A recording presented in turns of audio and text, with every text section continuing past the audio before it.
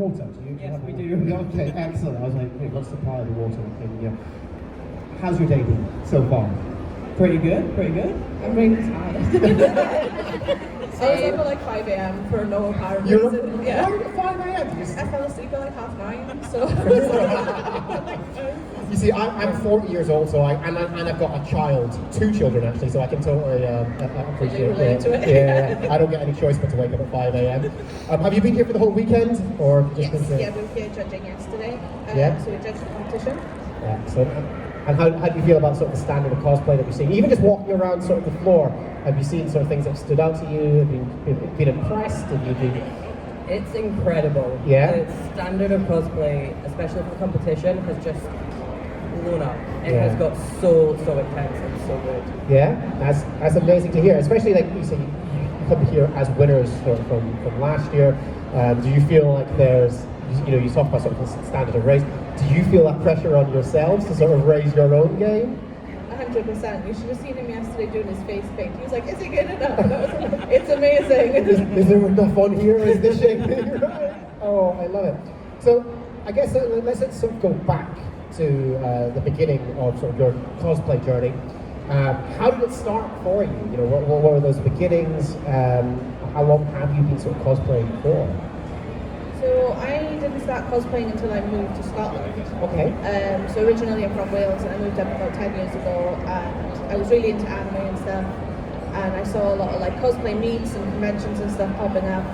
So I went to a cosplay meet, and I think my first cosplay was like Kakashi, but it's in like one of the really worst store-bought wigs ever, and like the spikes are like not styled or anything. But that was about 7 years ago for me, so I've been cosplaying about 7 years now. Used to buy a lot of my cosplay, but now we make more, so... Yeah, I'm the same. I started out with cosplay. I actually started out with a Daenerys Targaryen. Again, horrible quality. I hope it doesn't exist anymore on the internet. But yeah, it was about 8 years ago for me, so 8 years. So you started off with that sort of the store-bought things, and then you what was that evolution into sort of making your own things? Like, a lot of people will stick with store-bought, and that's fine. But for yourselves, obviously, you moved into sort of making it yourself. What was that evolution like? Store-bought is absolutely fine, 100%. Yes. My only tip for store-bought is please iron it or steam it when you take it out of the pack. But store-bought is fantastic. For us, we wanted to start having a little bit more control. Also, we're both plus-size cosplayers, and buying cosplay is not an option, unfortunately, if you have a little bit more meat on your bones. So we had to start making them. So yeah, we started making them and developed into that, and just kept going. Amazing. I think I can sort of relate to that. I had like a Jedi outfit that I bought like years ago, and I have gone, as you say, I've gone up and down with that journey, and so it's like that costume has had to be adjusted, taken in and out every so often. So yeah, no, I totally appreciate that. So you say from store-bought into that sort of self-built stuff. Where did you learn these skills? How did you pick them up? What was that journey? So I was taught how to use a sewing machine by like my auntie, so my nana, when I was young, and we would make like little bags and stuff. So that's where like my base sewing knowledge comes from. When we started looking into building our own cosplays and stuff, it's a lot of YouTube tutorials and trying to follow patterns, a lot of guessing, and like no one pattern is going to fit like 3 people the same. You have to adjust it to yourself, so like learning how to adjust it to your own body and stuff as well. And that's sort of the building of the cosplay as well, and sort of looking at the makeup here as well. Is that the same thing, sort of coming from YouTube, or is that something that's self-taught? A bit of both. I've always been obsessed with makeup and special effects, and I just kept going until it didn't look bad anymore. I think the fact that you won is that validation that it's not bad anymore. Never. Yeah, I think no matter if you win something, you're always like, it could be better. And it could be better. That's a good thing to have, isn't it? Sort of that drive to want to do better in those things, isn't it? It is good, but it also is a pain to be a perfectionist and a cosplayer. It's hard work. Yeah, no, I appreciate that. Do you say that you have like a sort of particular area that you enjoy working in, that you're specialised in? So I like fabric. Fabric's my jam. I work better with like intricate details, like adding like trim and stuff on, like cutouts and things like that. So I like to just manipulate fabric and make it do what I need to. You're much better with 3D stuff though. Lex completely built this from scratch. Like, yeah, you let me stroke it backstage. It's so soft. he's very soft. He's a good boy. Amazing. And how did you find sort of the journey of building your own stuff like that with 3D sort of? I really love it. I prefer 3D. Stuff like the nose, I literally just looked at a picture of a wolf online and then sculpted it. Wow. I just kind of went for it and just, a lot of what I do is just looking at something going, I'm going to make that and hoping that as I go it works. You can just kind of see the shape and then he just makes it. And sometimes I'll walk into a room and he's like on the floor with like paper pattern pieces that are just the shape he needs, and I'm like, I don't know how you do it, but it works. Like, just make everything for me. I've got to appreciate a skill like that, to be able to look at something and go like, well, I'm going to make it out of this stuff as well is an incredible skill. But also coming back to sort of the fabric work, I think is a huge skill as well, especially when you look at the detail. I mean, looking at your costume here, the detailing on it is phenomenal. I think it's interesting that you sort of saw your nana. You said it was. Yeah, my nana like taught me how to use the sewing machine. So we make like little makeup bags and stuff like that. And then when we first started making our cosplay, so the first cosplays we made fully from scratch were Zuko and May. So I've now gone from May to Sokka, which is fine. But it was the first dress I'd made, so like it was following the pattern. But I'd learned so much from like just taking that pattern and making it myself of how I could improve it. So you're always kind of practicing and improving each time you sew something. I guess it's taking sort of the base skills from, say, the traditional sort of sewing, and then how do I apply that to here, and as you say, just improving that. Yeah, 100%, yeah. Amazing. Oh, I love that. So you've gained these skills, so the physical skills of making something from cosplay. What else do you think you've gained from cosplay? It's gonna sound really sappy, but each other. Yeah. So we're actually a married couple. We met at in this hall probably at like 2017 when it was MCM Scotland that was running it up here. And we became friends, we started dating, and then we got married in 2020. So, All of these guys. yeah, all of our friends. Please tell me it was a big cosplay running. It wasn't. It was during COVID, so Oh, of course, yeah. It was- It wasn't. it was a Very fun one, yeah. windy. We were It was very windy. we were cosplaying as Resident Evil. What was that experience like at your wedding in 2020? I'm sorry, just to sort of divert Yeah, for a second. it was very different. We had planned like obviously a big wedding kind of thing, but we just had like close family and stuff there, and then like We were only Lizzie came allowed. to see us outside. Lizzie came to see us outside. We were only allowed Okay. 8 people. So just 8 of us, including us. That was the cap. Wow. So Wow. very intimate. Yeah, It was exactly. good though. I remember me and my wife got married in 2019, and we were like, intimate was 50 people. Now we're looking back, we're going in 2020, 80. We're like, okay, we had it good. So that's amazing that you found sort of each other through cosplay. I look at cosplayers and I think you guys are amazing. So a way of self-expression and a way of getting confidence in yourself. Is that something that you?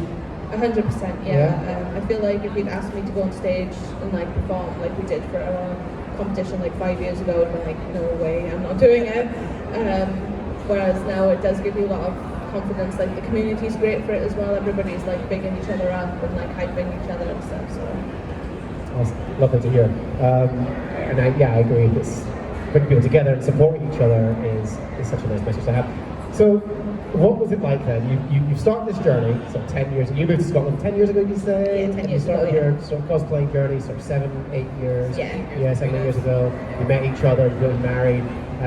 You're cosplaying together, working on this stuff together, and then suddenly go on and win C3. How was that?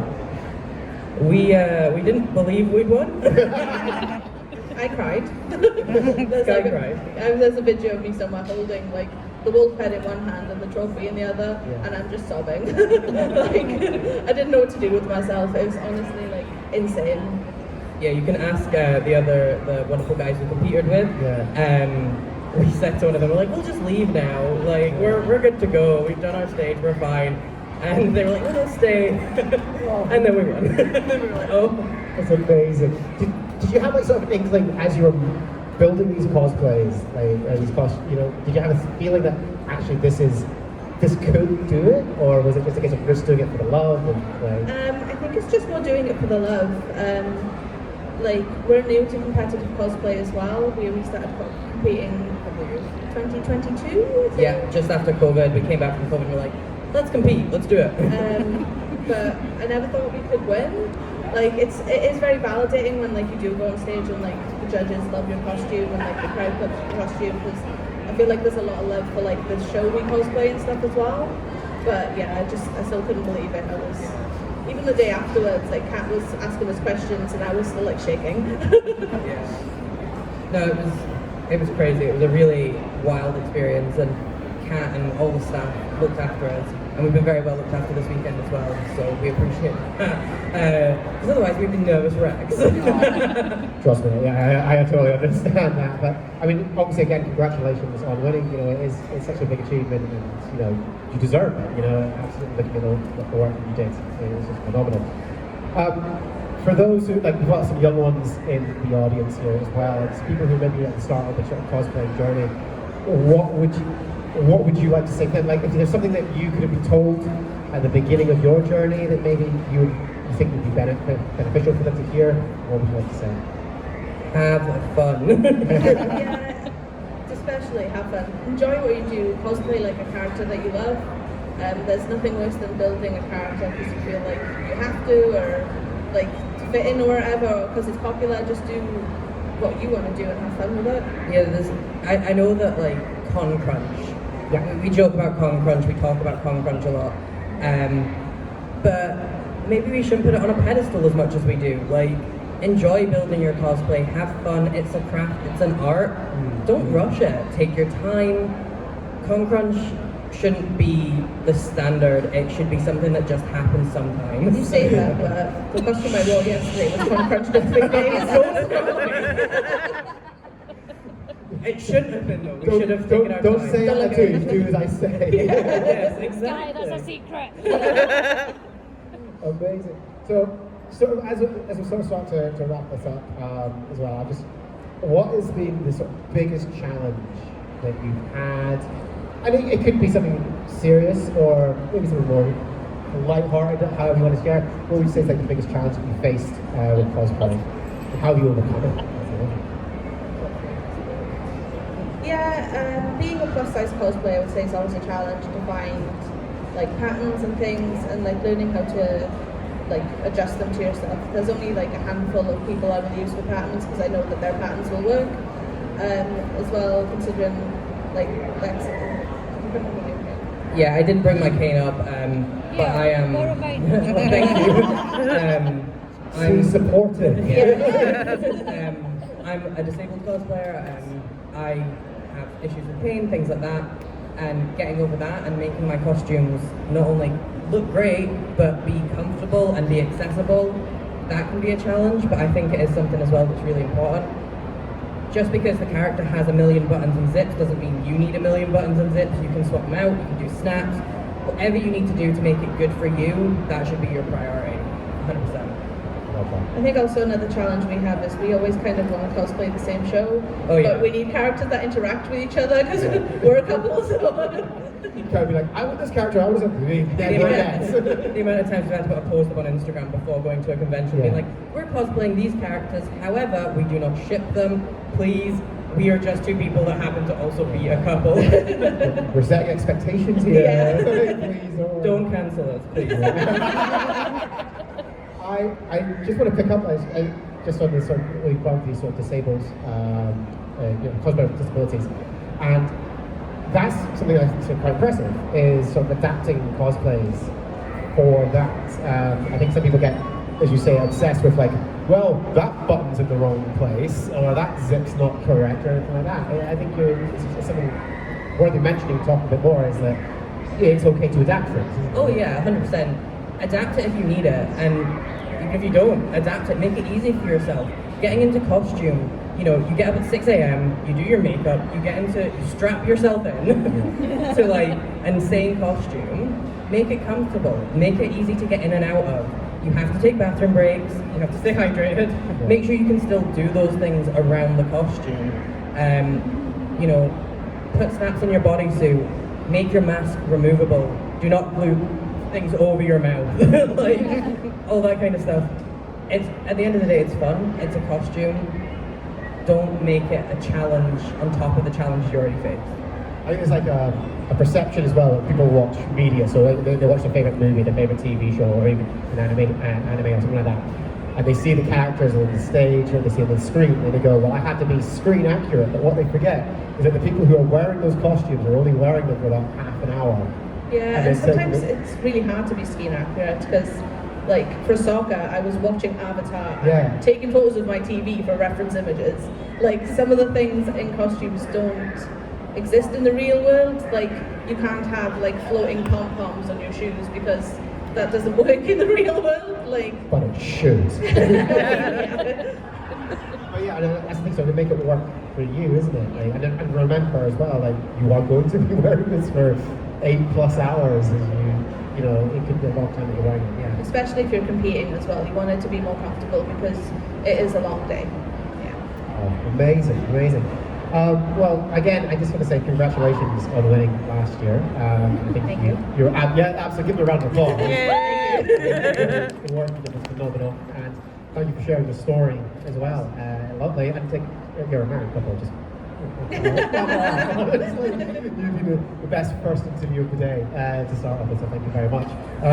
Do we do questions? Do we have time for questions? Does anyone want to ask any questions? Yes. Hello. What's your favorite scene finisher? Favorite scene finisher? Oh, I love a French scene. It's a basic answer, but I love a French scene. Yeah. Nice and tidy, everything's all kept in. Although, overlock, you can just overlock things, that's great too. When we were judging yesterday, that was something we said, we're not judging you on what you don't have.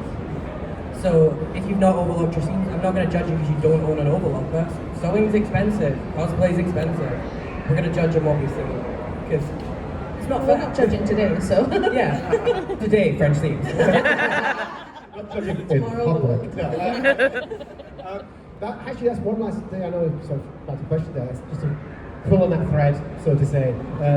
Don't pull the thread. Please, there are no threats. Cost. You know, you just sort of mentioned there. You know, cosplay is expensive, right? Yeah, there's been a big trend recently of people doing video breakdowns of their costumes, of the cost of them, and I think that's great. And you can. I've done one of my costumes as a clown. And I did it as a little challenge to myself, a little sustainability challenge, and the whole costume cost me £15. It was charity shop, it was things I already owned, things I hoarded.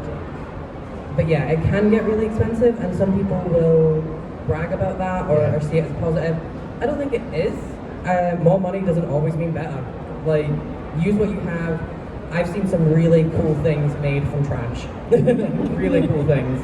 So use what you got, 100%. It's about the skills that you have as opposed to the money that you can spend. have all the money in the world and no skills. Yeah, that's true. Any other questions, folks? Anyone else? Oh, okay. Go, Jack. Well, that's fine. That's fine. I think you guys you've shared a lot of really valuable stuff. I think that anyone who's interested in cosplay will have learned a lot from this. And thank you so much for taking your time to sort of join me on this stage. I hope you've enjoyed yourself. I hope you enjoyed the talk as well. Yeah. Again, give one big round of applause. Thank you very much. And we'll finish off that first talk there. The next one that we have, let's see if I remember. I mean, just load up my out. Because I'm really, really organised and I know everything off the top of my head. Of course. Absolutely. So the next one is at 12:30. The next panel is bringing NPCs. It's a live one that I'm actually looking forward to sort of talking about as well. So if you want to come back at 12:30, we're doing that one as well. But once again, give it up for everybody. And enjoy the rest of your day.